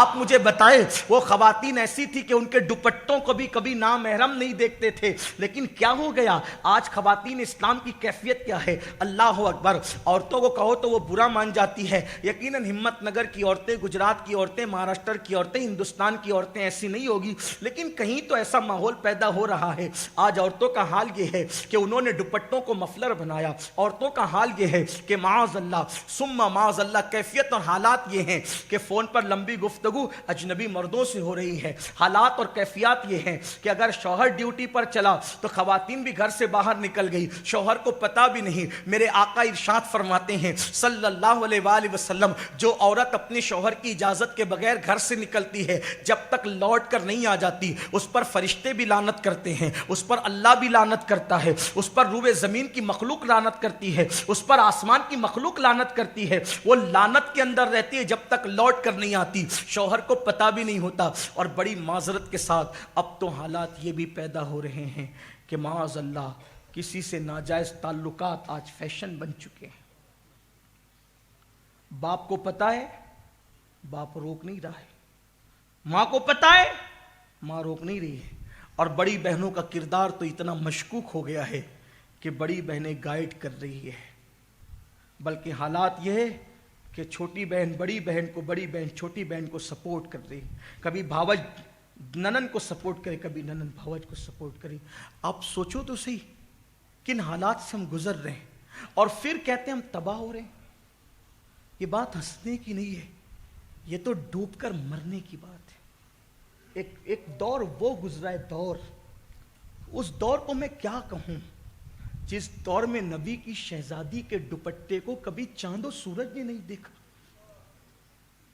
آپ تصور کریں، خواتین ذرا سوچیں، ایک دن تقویٰ وہ ہے، ایک دن تقویٰ اس منزل پر ہے کہ سیدہ کائنات، مخدومہ کائنات سیدہ فاطمۃ الزہرا کے دوپٹے کو کبھی چاند و سورج کی بات کر رہا ہوں، مردوں کی نہیں۔ میرے امام کہتے ہیں جس کا آنچل نہ دیکھا مہو مہر نے، اس ردائے نزاہت پہ لاکھوں سلام۔ قصور ہمارا ہے، ہم نے بیٹیوں کو سیریل تو دکھایا، سیدہ فاطمہ کی سیرت نہیں پڑھائی۔ ہم نے گھر کی عورتوں کو فلمیں تو دکھائی، لیکن ہم نے سیدہ عائشہ کا کردار کبھی نہیں پڑھایا، ام المومنین سیدہ خدیجۃ الکبریٰ کا کردار نہیں پڑھایا۔ حد ہے، حیرت ہے، کن حالات سے گزر رہے ہیں۔ ایک دور وہ تھا، عورتوں میں تقویٰ کتنا تھا، عورتوں میں پرہیزگاری کتنی تھی۔ اللہ اکبر، مجھے یاد آتا ہے کہ ہماری قوم کی بیٹیوں کے تقوی اور پرہیزگاری۔ ایک بیٹی کے تقوی کا حال یہ ہے کہ ایک مرتبہ ایک خوبصورت لڑکا ایک خوبصورت لڑکی کو دیکھتا ہے، اور وہ لڑکی کو دیکھ کے کہتا ہے، لڑکی تیری آنکھیں کتنی خوبصورت ہے، تیری آنکھیں کتنی خوبصورت ہے، تیری آنکھوں میں اتنی خوبصورتی اور حسن ہے کہ میرا دل چاہتا ہے کہ ان آنکھوں کے اندر میں گوتے لگاؤں۔ آج بھی کوئی ظالم کسی کے حسن کی تعریف کرتا ہے، اس لیے کہ سب ٹرین چل چکا ہے فلموں کا اور سیریلوں کا، اور ہر فلم اور ہر سیریل کا عنوان لڑکی ہے، عورت ہے۔ اچھا، لوگ چلاتے ہیں دیکھو ہم لڑکیوں کے کتنے خیر خواہ ہیں، اور یہ مسلمان ظالم ہے لڑکیوں کا۔ میں کہتا ہوں یہ الٹا چور کوتوال کو ڈانٹے والی بات ہے۔ تم عورت کو ننگی کر کے اس کے حمایتی بن رہے ہو، عورتوں کو بے نقاب اور بے حجاب کر کے تم ان کے مددگار بن رہے ہو۔ واللہ اسلام اور مسلمین جتنا عورت کی عزت کرنا جانتے ہیں، اتنا کسی میں ذوق اور شوق ہو ہی نہیں سکتا۔ ہمارے یہاں پورے قرآن میں کہیں سورۃ الرجال نہیں ہے، لیکن عورتوں کے نام سے سورۃ النساء ضرور موجود ہے۔ ہمارے یہاں عورت مطلب مریم، ہمارے عورت مطلب آسیہ، ہمارے عورت مطلب اما عائشہ صدیقہ، ہمارے عورت مطلب ام المومنین خدیجۃ الکبریٰ، ہمارے عورت مطلب سیدہ آمنہ خاتون، ہمارے عورت مطلب سیدہ فاطمہ بنت اسد، ہمارے عورت مطلب رسول اللہ کی نواسی سیدہ زینب بنت علی، ہمارے عورت مطلب ام کلثوم بنت علی، ہمارے عورت مطلب حضرت نفیسہ مصری۔ ہمارے عورتیں کیسی تھی؟ ایک مرتبہ حضرت بایزید بسطامی سفر میں ہیں، سفر میں حالت سفر میں پیاس لگی تو دیکھا ایک بڑھیا اپنے چہرے کو ڈھانک کر پانی نکال رہی ہے اور زمین پہ ڈال رہی ہے، پانی نکال رہی ہے زمین پہ ڈال۔ بایزید نے کہا، اما جان، اچھا اس وقت میں لہجے بھی کیا تھے نا، عمر سے بڑی ہوئی تو آپا جان کہا، بلکہ عمر سے بڑی ہوئی تو امی جان کہا، برابر ہوئی تو آپا جان کہا، چھوٹی ہوئی تو بیٹا کہہ دیا۔ آج تو بیٹا کہنے، بہن کہنے، ماں کہنے پر عورتیں بھی چڑھتی ہے، اور اگر کسی کو چچا اور بھیا کہہ دیا جائے تو ان کے ماتھے پر بھی شکن آنے لگتا ہے، مطلب دل میں کھوٹ ہے۔ ہم پہلے اسکول پڑھتے تھے پرائمری میں تو اپنی ٹیچرز کو آپا جان ہی کہتے تھے، اب بچے آپا جان نہیں کہتے، اب مس کہتے ہیں، ہے نا؟ پہلے دواخانوں میں جاتے تھے تو وہ جو لڑکیاں کام کرتی تھی ان کو سب سسٹر کہتے تھے، اب نرس کہتے ہیں۔ یہ اصطلاح بدلی کیوں؟ یعنی دلوں کے اندر پاپ آ گیا، کیونکہ سسٹر کہے گا تو بد نظری کیسے کرے گا، آپا جان کہے گا تو بد نظری کیسے کرے گا؟ اور لیکن ان ٹیچرز کو بھی ہم نے دیکھا، بچے بڑے ہو جاتے تھے پھر بھی بیٹوں سے بڑھ کر کے ان کا کوئی رشتہ نہیں ہوتا تھا۔ میں یہ نہیں کہتا کہ سبھی برے ہو گئے، سبھی پاپی ہو گئے، ایسا نہیں، لیکن حالات بدلے۔ ایک خاتون ہے، پانی زمین پہ ڈال رہی ہے، چہرہ چھپا ہوا ہے، بھائی کہتے امی جان پانی آپ ضائع کر رہی ہیں، میں مسافر پیاسا کھڑا ہوں، پانی تو پلائے نا۔ کہا دور کھڑے رہے، مجھے اپنا کام کرنے دے۔ پھر پانی ڈالا۔ حیران ہے، یہ اتنی نیک خاتون دکھتی ہے، چہرہ چھپا ہوا ہے پردے میں، کہتی ہے دور کھڑا رہے۔ جب پانی ڈال چکی بلا کے کہا لے پی لے۔ پیا تو کہا امی ایک سوال کروں، برا نہ مانے تو؟ کہا کیا؟ اتنا پانی ضائع کیا، مجھے بھی پیاسا رکھا۔ کہا بیٹا تجھے پتا نہیں، میں چند دن سے اپنے میکے آئی ہوں، میرا سسرال فلاں شہر میں ہے، میں یہاں بیٹھ کر کے دیکھ رہی تھی کہ آگ لگی ہے، تو اس آگ کو میں یہاں پانی سے بجھا رہی تھی۔ میکے میں بیٹھ کر سسرال کی آگ کو بجھا رہی۔ تقویٰ دیکھیں، پرہیزگاری دیکھیں، مقام ولایت دیکھیں۔ تو عرض یہ کر رہا تھا، ایک لڑکی کو لڑکے نے کہہ دیا آنکھیں تیری خوبصورت، وہ اس پہ خوش نہیں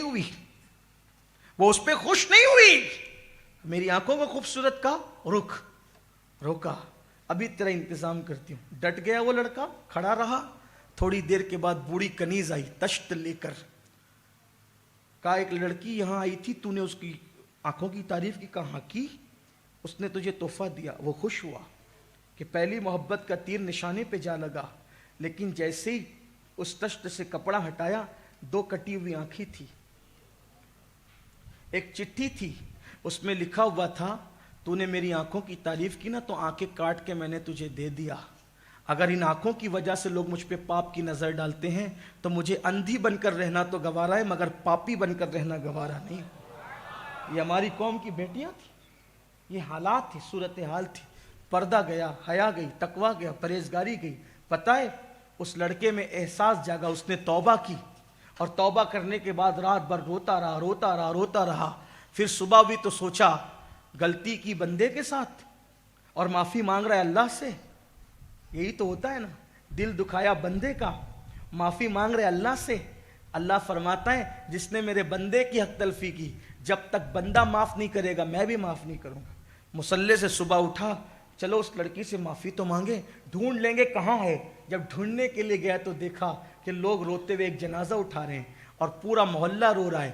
نوجوان نے کہا یہ کس بزرگ کا جنازہ ہے کہ پورا محلہ رو رہا ہے؟ کہا کوئی بزرگ نہیں، ہمارے محلے کی ایک باغیرت بیٹی کا جنازہ ہے، کل کسی نوجوان منچلے نے اس کی آنکھوں کی تعریف کی تھی اور اس نے آنکھیں کاٹ کر اس کو دے دی، آنکھیں کاٹ کر دی لیکن برداشت نہ کر سکی، رات بھر تڑپتی رہی، صبح ہوتے ہوتے اس کا انتقال ہو گیا، اسی باغیرت بیٹی کا جنازہ نکل رہا ہے۔ تب اس نوجوان کو احساس ہوا میں نے بڑی غلطی کی، اس نے توبہ کی، اسی توبہ نے اس کو مقام ولایت تک پہنچا دی۔ ہماری قوم کی ہمیں اسی طرف آنا ہوگا۔ آخری جملہ خواجہ عثمان ہرونی کہتے ہیں، اگر برداشت کر سکتے ہیں تو کر لیں، نہیں تو مجھے معاف کر دیں۔ میں خواجہ عثمان ہرونی کے ملفوظات پڑھ رہا ہوں۔ عثمان ہرونی فرماتے ہیں جب قوم اتنی پاپی ہو جائے گی نا، اتنی پاپی ہو جائے گی قوم، تو آپ نے فرمایا پھر لوگ انسان کے بچے پیدا نہیں کریں گے، پھر لوگ کتیا کے بچے پیدا کریں گے۔ دکھنے میں تو انسان ہوں گے لیکن ان کے کردار کتیا کے بچوں کی طرح ہوں گے۔ اتنی سخت بات خواجہ عثمان ہارونی فرمائی۔ میں اس کو صرف نقل کر رہا ہوں، لیکن سوچو، ایک طرف اپنا کردار دیکھو، دوسری طرف اس کی نحوستیں دیکھو۔ کاش ہم اولیاء اللہ کا عرس مناتے تو ان کے ملفوظات پر بھی توجہ کرتے۔ اللہ مجھے آپ سب کو توفیق دے اور گفتگو